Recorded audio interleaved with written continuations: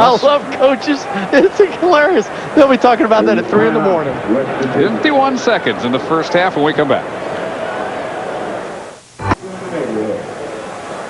Well, about 15 seconds after they probably wanted to call it, they finally get the first time out call here. West Virginia up 21-0. Great matchup out west tomorrow. College football prime time presented by Cooper Tires.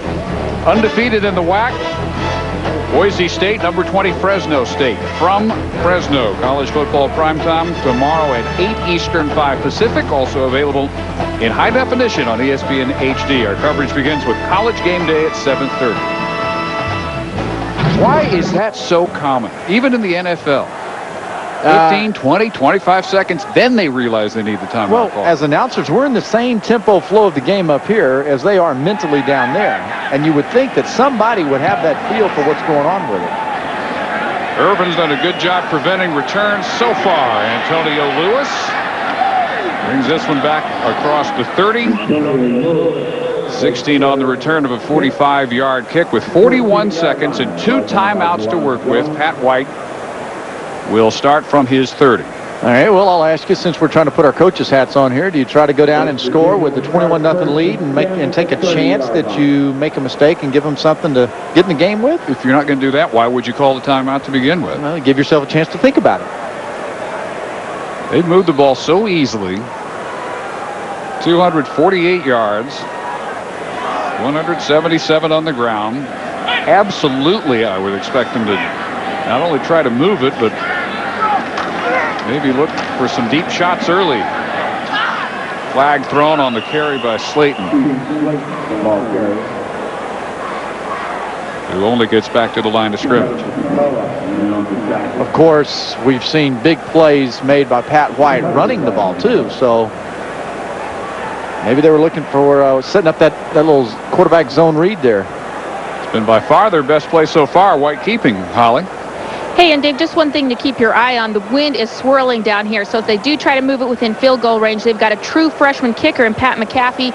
Swirling wind, they're kicking into the wind if they do attempt a field goal.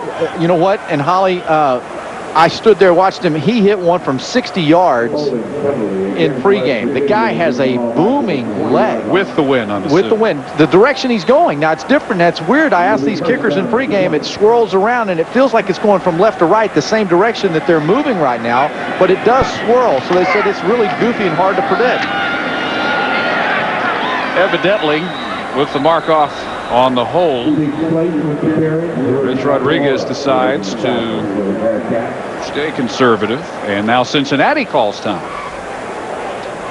You know what? They just don't want to have you call them out for not taking advantage of their timeout. They feel you, man. 2nd and 18, 29 seconds.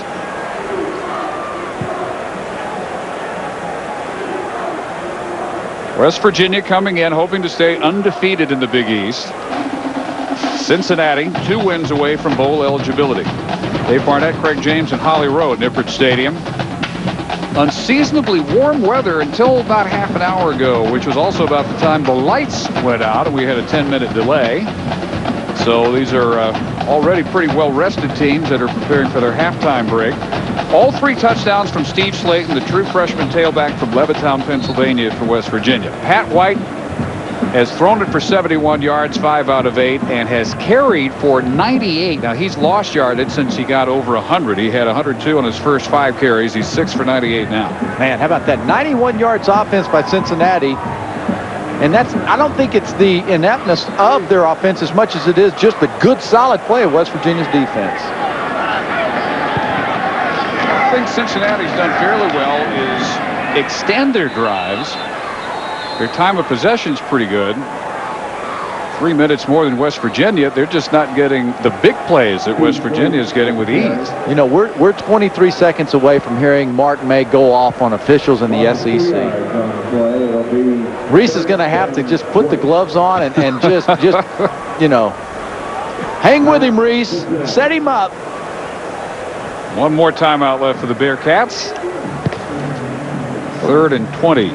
Hoping Grutza gets at least a shot somewhere on his own end of the field. Grutza has hit 10 out of 14, but averaging less than 5 yards per completion. Still really only one downfield shot.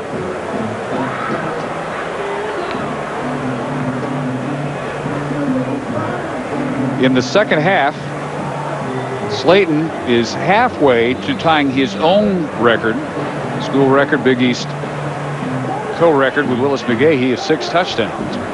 Now, it took him regulation plus 3 overtimes in that Louisville game 2 weeks ago, or 2 games ago. It's actually longer than that because they had an 18-day break because they moved to a midweek game and they had a game postponed because of the hurricane. But 2 games ago, Slayton scored 6 times. Here's White on the keeper. This has been the best play the Mountaineers have run tonight on a consistent basis, and he gets 11 more and back over 100 yards. And they call timeout immediately. So they save themselves the opportunity at least for a poor snap or a big punt return. And Cincinnati will have 1 timeout to work with. Let's check into the studio with Reese Davis. You know, Dave, I heard Pony saying that I was going to have to put on the gloves and take up for the officials against Mayday, but I got to confess, I sort of started this whole thing Saturday night after the Florida-Vanderbilt game. You carried it over till tonight because you're the one that said, we need to put that in the rundown. I've been a little salty about it. You know, we're going to present perhaps some reasonable alternatives, right, to what officials should do. We like to see a little celebration. We'd like to see Pony do a little Chad Johnson-esque dance after he makes a really good point in the booth. A little fun bunch between him and Dave in the booth up there. Going old school on you. We'll talk about that. Also, look ahead to the SEC showdowns. It's tough to find a better weekend in any conference than what you'll see in the SEC, starting with Florida and South Carolina, and then followed up by Alabama and LSU in the nightcap on ESPN, Auburn and Georgia. We'll talk about all of it coming up at halftime, guys.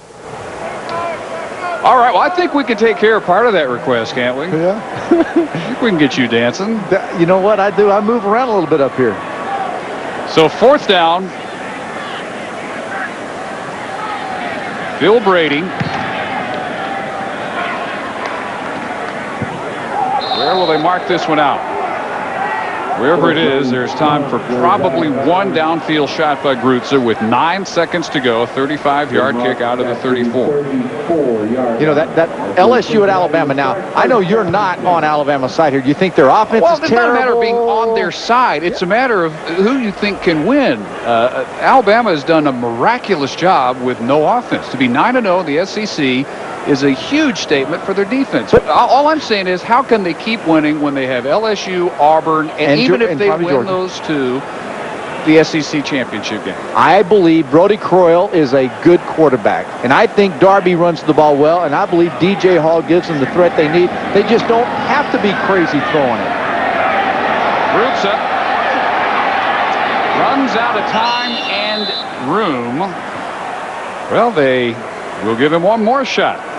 1 second still on the clock as Morty Ivy runs Grutza out. And I hope Mark and Reese talk about, I know they will during halftime, how good Alabama's defense is, which reminds me of the '92 championship team. That team had an offense. This team does too. That's my point. I think they have the ability. Now, they lose Klossner, their center. That hurts. 1 offensive touchdown in 13 quarters. That '92 team didn't have a spell like that ever. They had a great defense, but they had some balance. I tell you what, you and I will go a hamburger on the deal that they do better than you think this week against LSU. Running out the clock, Bradley Glodar. So we reach the end of the first half. 21-0, West Virginia. Well on its way to going to 5-0 in the Big East, 8-1 overall as we send it to Reese and Mayday.